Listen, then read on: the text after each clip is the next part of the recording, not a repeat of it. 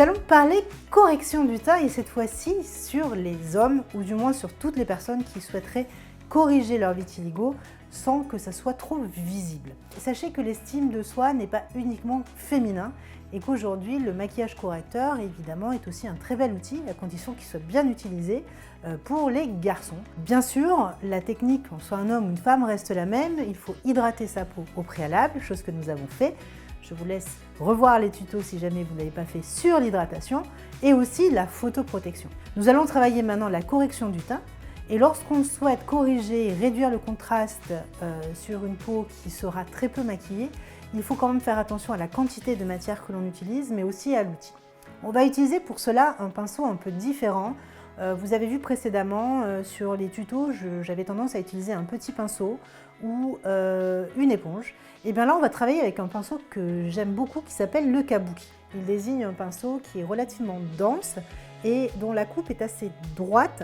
Et vous allez voir que ce pinceau a pour but en fait de travailler sur des zones vraiment dédiées et de concentrer le pigment. Mais lorsqu'on va exercer un petit mouvement circulaire sur la peau, il va en même temps diffuser la matière, ce qui va nous permettre concrètement d'éviter d'avoir un teint complètement lissé, chose qu'on aurait à l'éponge. Tout l'enjeu va être d'utiliser un seul produit pour éviter tout simplement les mélanges et le côté un peu patchwork du teint que l'on peut avoir lorsqu'on utilise plusieurs teintes. On va choisir la teinte toujours à cheval entre la zone qui est dépigmentée, la zone qui ourle, et chez Malex, cette zone qui ourle est assez sombre, ce qui peut parfois devenir gris quand on le corrige. Vous pouvez faire ce choix soit au doigt, comme ceci, je vous montre, on l'a vu précédemment au pinceau, mais on peut très bien aussi se positionner avec le doigt. Je vais venir lisser vers son fond de peau. L'idée, c'est de trouver une teinte qui ne vient pas pervertir son fond de peau naturel. Le fait de faire mon test sur la zone de démarcation ici me permet de voir si j'ai suffisamment de pigment et d'opacité pour enlever ce côté un peu sombre qui va ressortir plus gris. Et ensuite, je vais venir tapoter vers la zone que l'on veut recolorer. La teinte nous paraît bien. On va venir prélever, alors effectivement, moi je suis sur ma palette, mais le plus simple à la maison, c'est de travailler le produit et de le chauffer sur sa main. Vous avez alors deux techniques qui vont pouvoir se prévaloir. Soit vous allez prendre le correcteur et vous allez le positionner en étoile. Vous vous rappelez, on ne suit jamais la forme de ce qu'on corrige. Donc je viens d'abord gommer, donc ça vous pourriez le faire au doigt. Ou alors on peut le faire directement au pinceau, ça fonctionne aussi. Auquel cas, on vient prélever le correcteur, on vient écraser ce pigment sur sa main et on va venir se positionner à cheval, cette fois-ci sur la zone sombre, la peau naturelle et la zone à colorer. Donc vous vous rappelez, je tapote en petits mouvements circulaires et vous allez voir, c'est quand même assez intéressant. En se déplaçant comme ceci, on recolore sans pour autant avoir un effet de masque. Alors, rien n'empêche aussi de pouvoir corriger, si on le souhaite, des petites rougeurs ou en fait unifier son teint. Mais vous avez vu, l'application, elle est extrêmement simple. Et quand on se déplace comme ceci, on corrige, on estompe, sans excès de matière, on ne travaille pas avec le gras du produit, on travaille uniquement avec le pigment. Je vous rappelle, et ça c'est vraiment important, vous allez dire que je me répète, mais c'est le pigment qui corrige, ce n'est pas le gras. Ça ne sert à rien d'en mettre beaucoup. Quelle est la quantité que je vous recommande? Lorsque vous avez juste une zone à travailler, on n'en prend pas plus que la taille d'une lentille. C'est largement suffisant pour travailler un contour d'yeux, pour travailler un contour de bouche. Là, je me suis permise, Malek, tu m'as donné l'autorisation de travailler un tout petit peu son contour d'yeux qu'il trouvait sombre. Le produit sert aussi d'anti-cerne, il n'y a aucun souci. On peut travailler le produit sur toutes les zones du visage sans avoir de problème de compatibilité. Le travail en tapotement, c'est vraiment ce qui fait de ce teint correctif quelque chose de très uniforme sans pour autant avoir les traits complètement lissés. Malgré tout, on conseille quand même un léger poudrage. Toujours pour les raisons évoquées, c'est que parfois, le fait d'avoir mis un solaire ou d'avoir mis une crème hydratante dessous, ça peut rajouter de la brillance qui peut déranger. Donc, il ne faut pas hésiter à poudrer. Donc, on peut aussi poudrer au kabuki, c'est l'intérêt. On va faire le test poudre, bien sûr, avant de l'appliquer, sur les zones qui peuvent rester encore un tout petit peu plus claires, par exemple. Et ça va nous permettre de compléter la correction.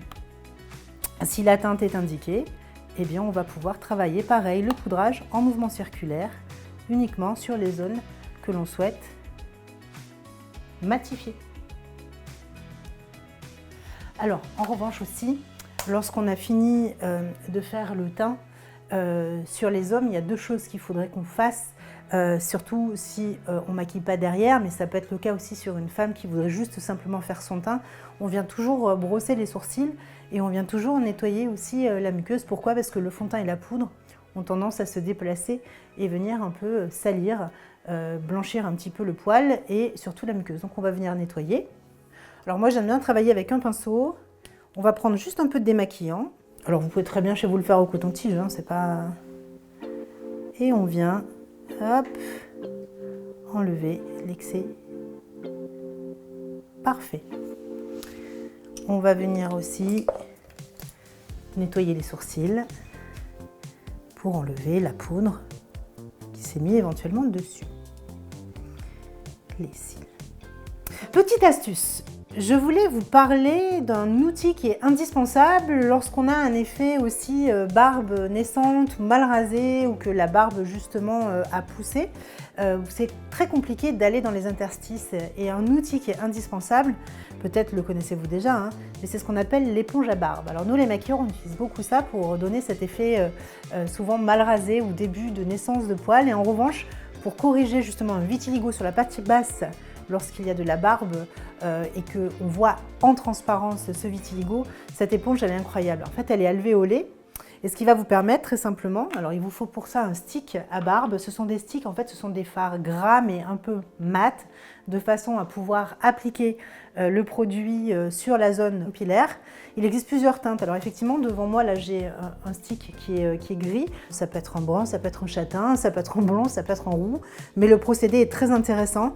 Vous prenez le produit en fait avec votre éponge, vous venez tapoter sur votre main et si vous regardez, ça vous fait en fait des petits picots, effet mal rasé, mais qui pour nous est très intéressant parce que ça va nous permettre de colorer entre les interstices et les poils et ça va donner un effet extrêmement naturel et ça va permettre en fait de recolorer les zones dépigmentées qu'on voit en transparence et en même temps d'avoir cet effet de poil à poil naturel et non gras sur la zone bien sûr de la barbe ou de la moustache. Alors je vous montre, c'est vraiment une éponge spécifique, on appelle ça l'éponge barbe. Pour ceux qui auraient un souci pour les cils par exemple, les cils qui seraient dépigmentés, forcément ça peut aussi changer le regard et ça peut être gênant. Le fait de travailler un mascara directement peut aussi féminiser le regard si on ne le souhaite pas. Il suffit d'avoir un petit pinceau éventail ou un pinceau goupillon et de venir chercher sur la pointe et sur la longueur du pinceau un peu de matière et ça va nous permettre en fait très simplement de venir teinter.